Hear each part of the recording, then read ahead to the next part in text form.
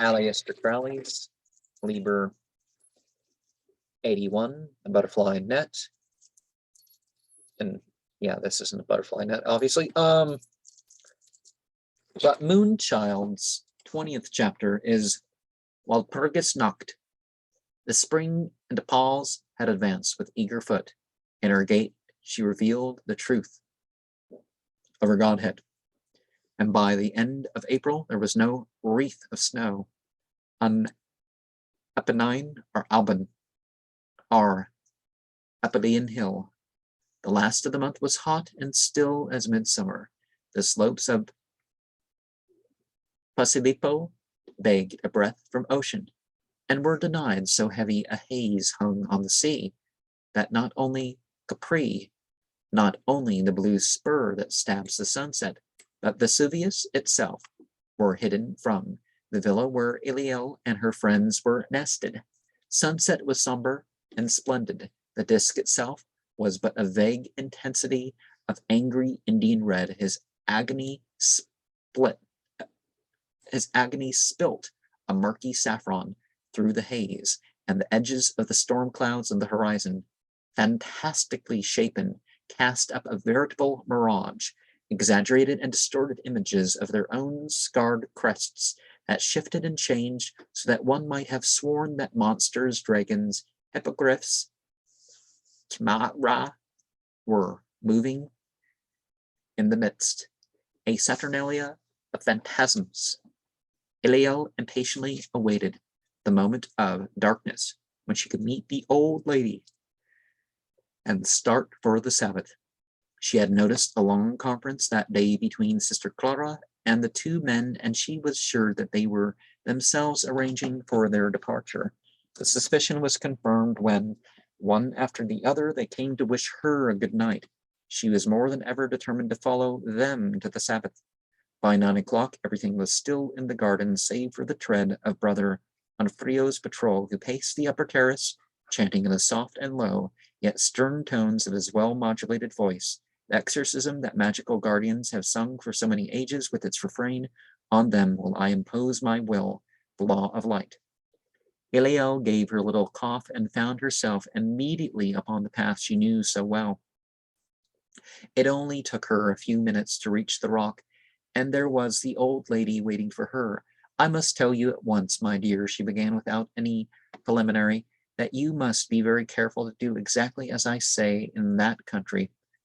It was the same sing-song with the one change of word. "First of all, you must never speak of anything by its name in that country.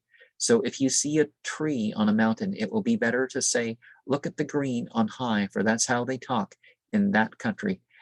And whatever you do, you must find a false reason for doing it in that country. If you rob a man, you must say it is to help and protect him. That's the ethics of that country, and everything of value has no value at all in that country. You must be perfectly commonplace if you want to be a genius in that country, and everything you like you must pretend not to like, and anything that is there you must pretend is not there in that country, and you must always say that you are sacrificing yourself in the cause of religion and morality and humanity and liberty and progress when you want to cheat your neighbor in that country." "Good heavens," cried Iliel, "are we going to England?" "They call the place Stonehenge in that country." And without another word, the old lady dragged Iliel into the cleft of the rock. It was very, very dark inside, and she tripped over loose stones. Then the old lady opened a little door, and she found herself standing on a narrow window ledge. The door shut fast behind her, almost pushing her out. Beyond the ledge was nothing but the abyss of stars. She was seized with an enormous vertigo. She would have fallen into the cruel emptiness, but the old lady's voice came. "What I said outside was nonsense. Just to put the Gualkins off the trail, my dear. There is only one rule, and that is to take things as they come in this country." She pushed Iliel deliberately from the windowsill. With a scream, she flew through the blackness. But the chubby little old clergyman explained to her that she must go to the castle on the islet.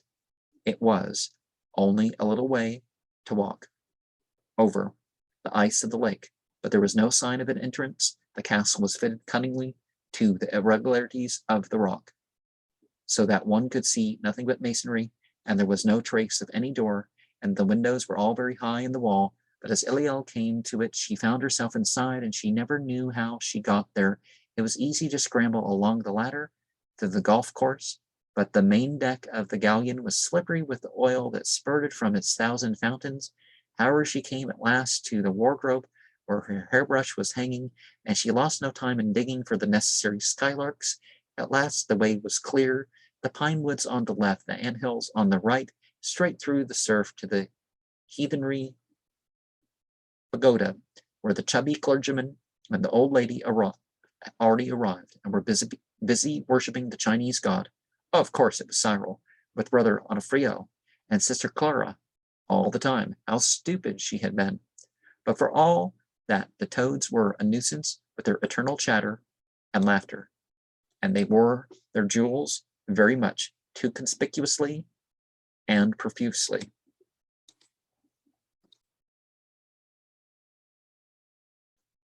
And then she perceived that Cyril and his two companions formed but one triangle out of uncounted thousands, and each triangle was at a knot upon the web of an enormous spider. At each knot was such a group of 3, and every one was different. There must have been millions of such entities, each with its pair of worshippers. Every race and clime and period was represented. There were those considered gods of Mexico and of Peru, of Syria and Babylon, of Greece and Rome, of obscure swamps of Ethiopia, and deserts and mountains. And upon each thread of the web, from knot to knot, danced incredible insects and strange animals and hideous reptiles. They danced, sang, and whirled frantically, so that the entire web was a mere bewilderment of motion. Her head swam dizzily, but she was now full of a curious anger. Her thought was that the old lady betrayed her. She found it quite impossible to approach the triangle. For one thing, she was furious that it should be Sister Clara herself who had led her into this Sabbath. For another, and she was infinitely disgusted at the whole vile revel. Now she noticed that each pair of worshippers had newborn children in their arms, and they offered these to their god, who threw them instantly towards the center of the web. Following up those cruel meshes, she beheld the spider itself, with one of its 6 legs. Its head and body formed one black sphere, covered with moving eyes that darted rays of darkness in every direction, and mouths that sucked up its prey without remorse or cessation, and cast it out once more in the form of fresh strands of that vibrating web. Iliel shuddered with the horror of the vision. It was to her a dread unspeakable, but yet she was hypnotized and helpless. She felt in herself that one day she too must become the prey of that most dire and demoniac power of darkness. Now, Orion, isn't it Orion that in Nazca is depicted as a spider? But yeah, there is sort of a the divisions of the divine, like there's like it's separate entities and the personifications that you realize the disturbing nature of that, you could say. As she gazed, she saw that even those that were considered to be gods and their worshippers were morsels for its mouths. Ever and anon, she beheld one of the legs crooked round a triangle, and draw it, god, shrine, and worshippers, into the blackness of the spider's bloated belly. They then were thrown out violently again in some slightly altered form to repeat the same uncanny ritual. Well, this is sort of, that's sort of hell thing, right? With a strong shudder, she broke away from that infernal contemplation. Where was the kindly earth with all its light and beauty? In God's name, why had she left Lavinia King to explore these dreadful realms of illusion, of imagination, of darker and deadlier reality than life? It mattered little which. The one thing needful was to turn again to humanity, to the simple, sensible life that she always had lived. It was not noble, not wonderful, but it was better than this nightmare of phantoms, cruel and malignant and hideous, this phantasmagoria of damnation. Well, you can per se maintain some of your maintain your humanity and then go after all that in a way, right? She wrenched herself away. For a moment, she lost consciousness completely. Then she found herself near bed at the same villa. With feverish energy, she sprang from the couch and ran to the wardrobe to put on her traveling dress. It would be easy to drop from the wall of the terrace into the lane. In an hour, she would be safe in Paul's, and then she discovered that the dress would have to be altered before she could wear it. With vehemence, she set instantly to work.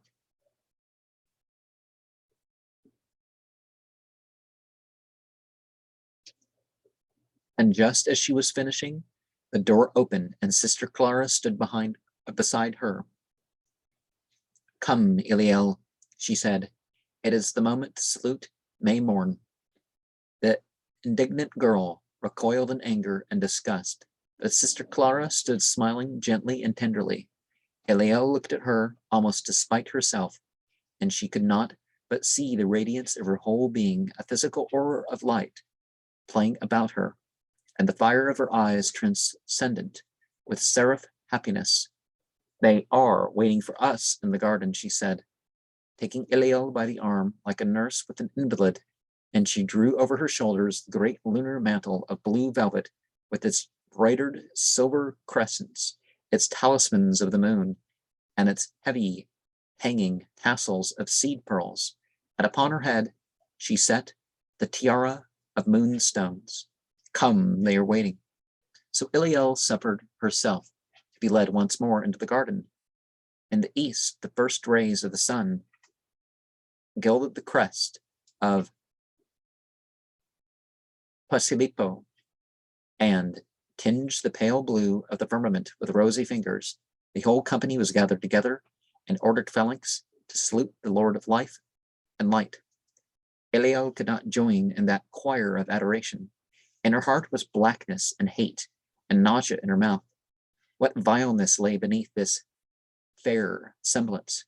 Well, let it be. She would be gone. Cyril came to her with Brother Odifrio.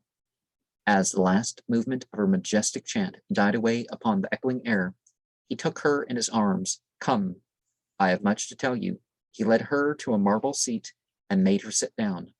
Brother Odifrio and Sister Clara followed them, and sat upon the base of a great statue, a copy of Marsyas and Olympus in green bronze, hard by.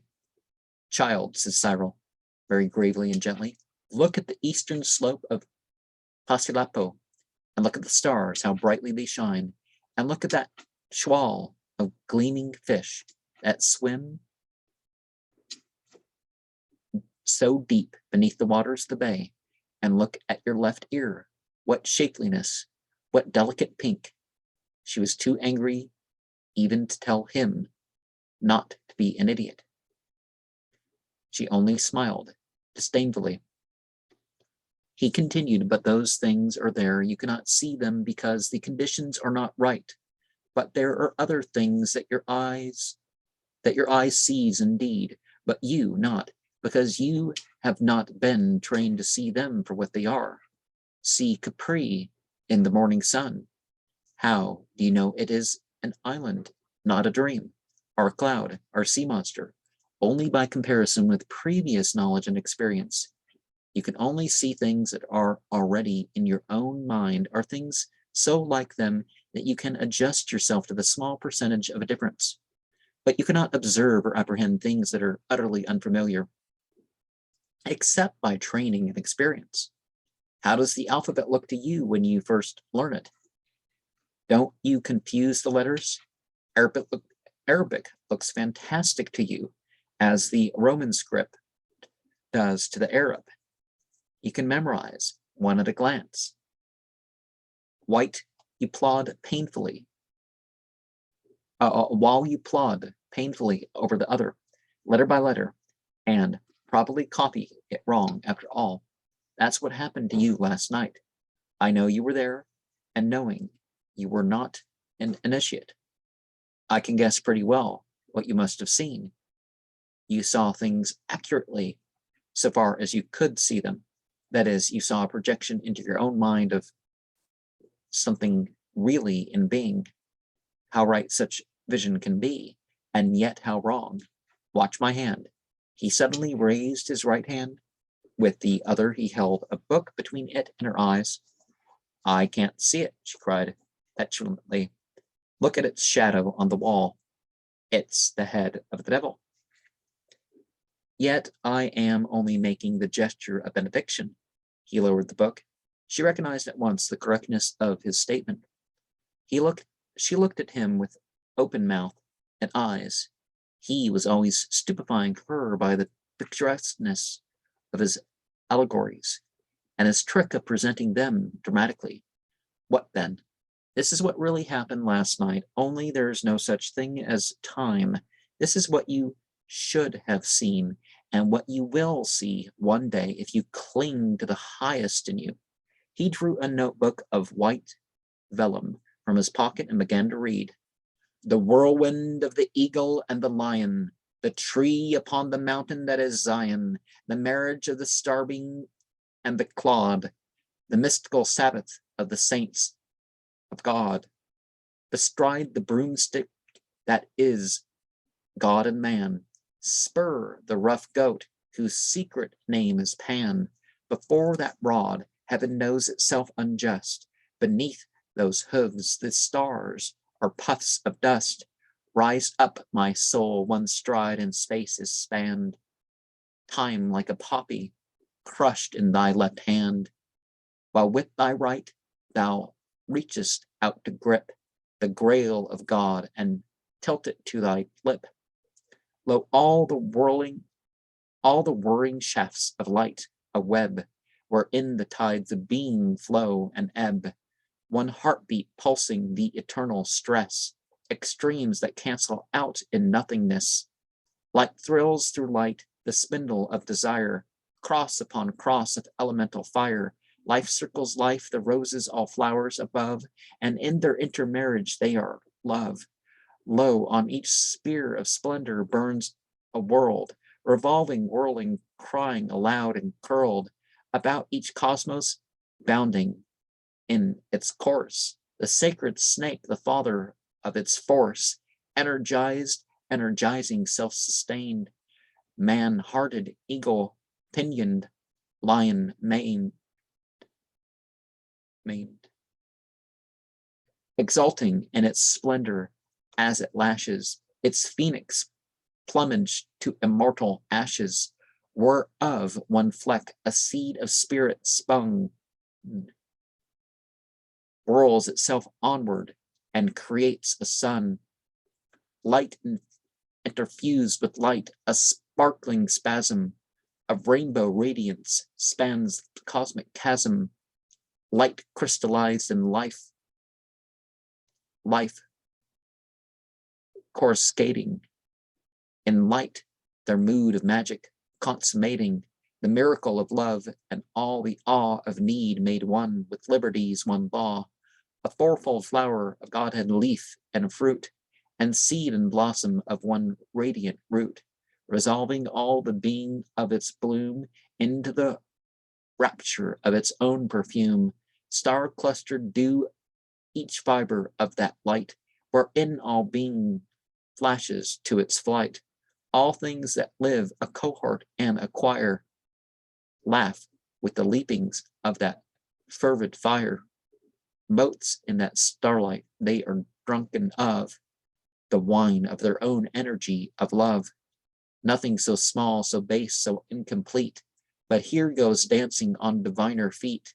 And where light crosses light, all loves combine. Behold the God, the worshippers, the shrine, each comprehensive of its single soul, yet each the center and fountain of the whole, each one made perfect in its passionate part, each the circumference and each the heart. Always the three in one are interwoven, always the one and three sublimely cloven, their essence to the central spirit hurled, and so flung forth an uncorrupted world, by that which comprehending in one whole the universal rapture of its soul abides beyond its own illumination, withdrawn from its imperishable station, upholding all an arm whose falchion flings with every flash a new-fledged soul of things, beholding all with eyes whose flashes flood the veins of their own universe with blood, absorbing all, each myriad mouth aflame, to utter the unutterable name that calls all souls, the greatest and the least, to the unimaginable marriage feast, and in the selfsame sacrament is stirred to recreate their essence with a word. This all, this Sire and Lord of all, abides behind the unbounded torrent of its tides, and silent of all deed or word or thought, so that we name it not or name it not. This is the truth behind the lie called God. This blots the heavens and indwells the clod. This is the center of all spheres, the flame in men and stars, the soul behind the name, the spring of life, the axle of the wheel, all mover, yet the one thing immobile. Adore it not, for it adoreth thee, the shadow shape of its eternity.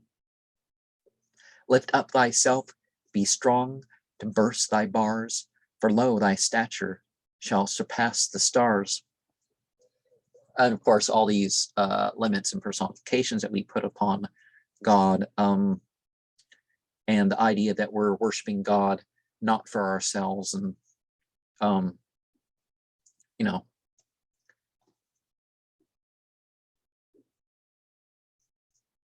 it's a difficult thing because it's not totally true. You know, it's not totally truth what people say, but you can become a star, right?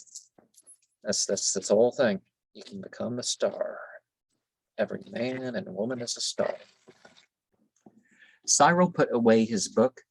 Language, said he, has been developed from its most primitive sources by persons so passionately consecrated upon the ideal of selling cheese without verbal infelicity, that some other points have necessarily been neglected. One cannot put mystic experience into words.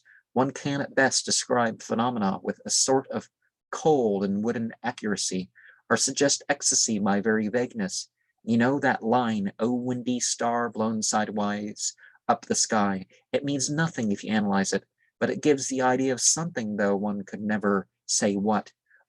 What you saw, my beloved Iliel, bears about the same ratio to what I have said as what I have said does to what Sister Clara saw, or rather was moral. When Sister turns, we all turn. I have now apologized, though inadequately, for inflicting my bad verses upon you, which will conclude the entertainment for this morning. Brother Onofrio will now take up the collection. He that giveth to the poor lendeth to the Lord. Details of rate of interest and security on application to the bartender. The liberal soul shall be made fat, but I am Bunting, as the heart banteth after the water brooks. And, you know, different spellings, not and not, different spellings, heart, and you know. He that watereth shall be watered also himself. I will take a cold shower before the plunge.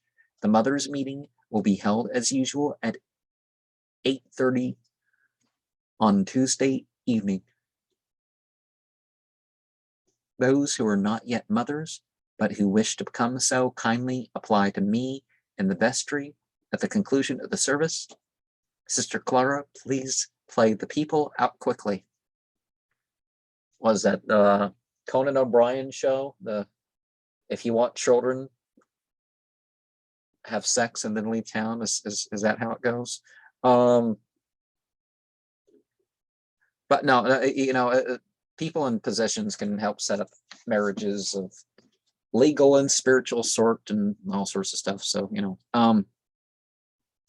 Cyril babbled out this nonsense in the tones of the sweet young thing type of curate. It was his way of restoring the superficial atmosphere. Eliel took up his arm and went smiling to breakfast, but her soul was yet ill at ease. She asked him about the identification of Sister Clara and her old lady. Yes, he said, it was best to have her on the watch outside, on the astral plane, to keep you from getting into too great mischief. But you can never come to any real harm so long as you keep your vow and stay inside the circle. That's the one important point. She was quite satisfied in her upper conscious self, which was usually her better self because of its rationality and its advantage of surface training, which saved her from obeying her impulses on every occasion. She was glad, she was proud of her partnership with the adepts. Yet there was a subconscious weakness in her which hated them and envied them the more because of their superiority to her. She knew only too well that the price of their attainment had been the suppression of just such darkness of animal instinct and savage superstition as were her chief delight. The poet speaks of the infinite rage of fishes to have wings, but when you explain to the fish that it will have to give up plumping water through its gills, it is apt to compromise for a few million generations. Though the word may rankle if you call it a flying fish, when swimming bird is evidently a properer and politer name. She was permanently annoyed with Sister Clara.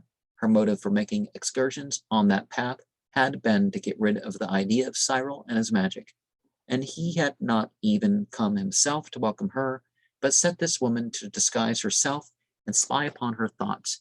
It was disgusting. Cyril had certainly done his best to put the matter in the proper light. He had even told her a story.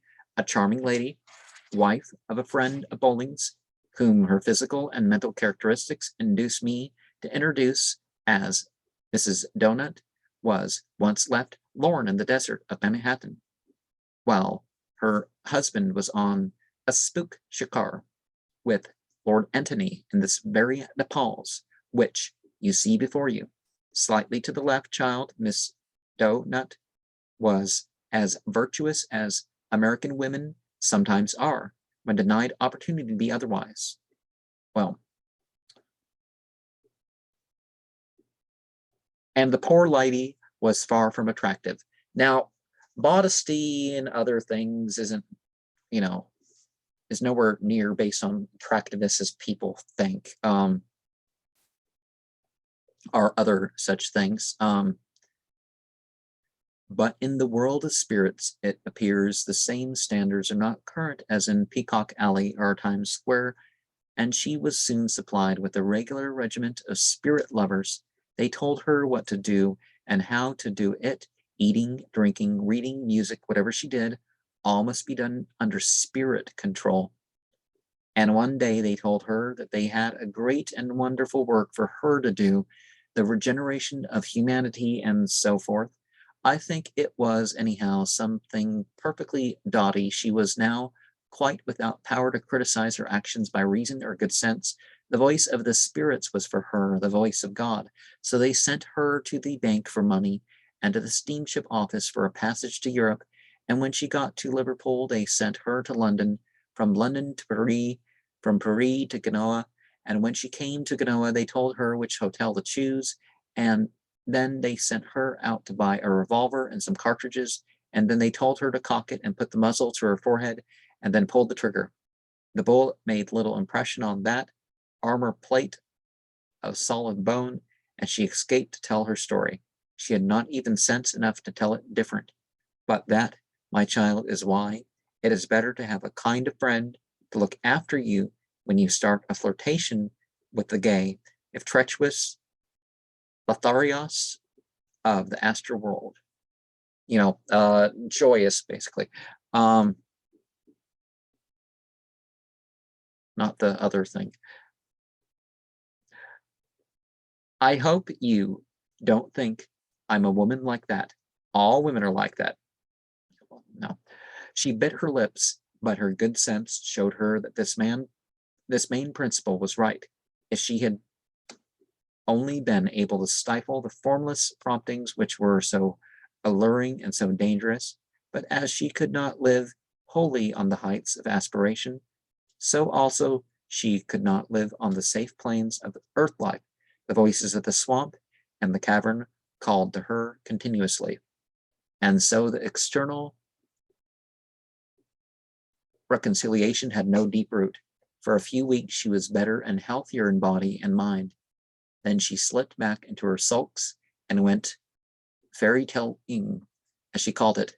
With a very determined mind to be on guard against the interference of Sister Clara, she had begun to familiarize herself with the laws of this other world and could distinguish symbols and their meanings to some extent. She could even summon certain forms or banish them, and she set a mighty bar between herself and Sister Clara. She kept herself to the definite creations of her own impulses, would not let herself go except upon some such chosen lines. In her earth life, too, she became more obviously ill-tempered, and as to a woman of her type, revenge only means one thing. She amused the garrison exceedingly by attempting flirtations. The role of the profess house happened to include the virtue of chastity, which is an active and positive thing, a passion, not that mere colorless abstinence and stagnation which passes in Puritan countries by that name breeds more wickedness than all the vice on the planet, and at the best is shared by clinkers. That's overstating it, but she was clever enough to see in a few hours that she was only making herself utterly ridiculous, but this again did not tend to improve her temper, as many devout ladies, from Ditto to Potiphar's wife,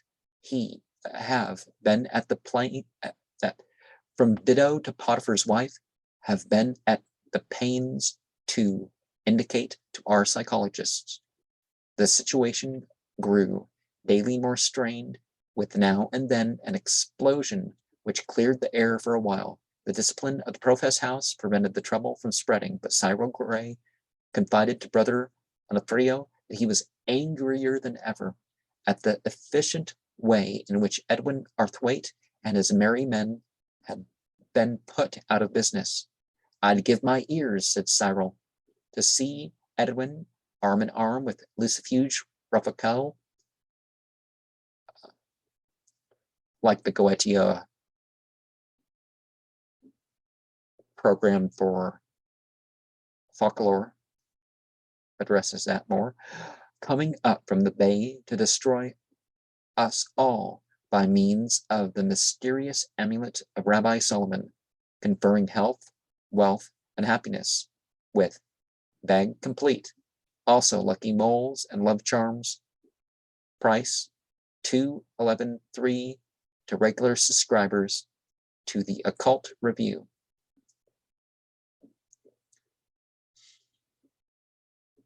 But with June, a great and happy change came over Liel. She became enthralled by the prospect of the miracle that was so soon to blossom on her breast. Her sulkiness vanished, and she was blithe and joyous from the day's beginning to its end. She bore fatigue and discomfort without a murmur. She made friends with Sister Clara and talked to her for hours while she plied her needle upon those necessary and now delightful tasks of making tiny and dainty settings for the expected jewel. She clean forgot the irksomeness of her few restrictions. She recovered all the gaiety and buoyancy of youth. Indeed, she had to be cautioned in the mere physical matter of activity.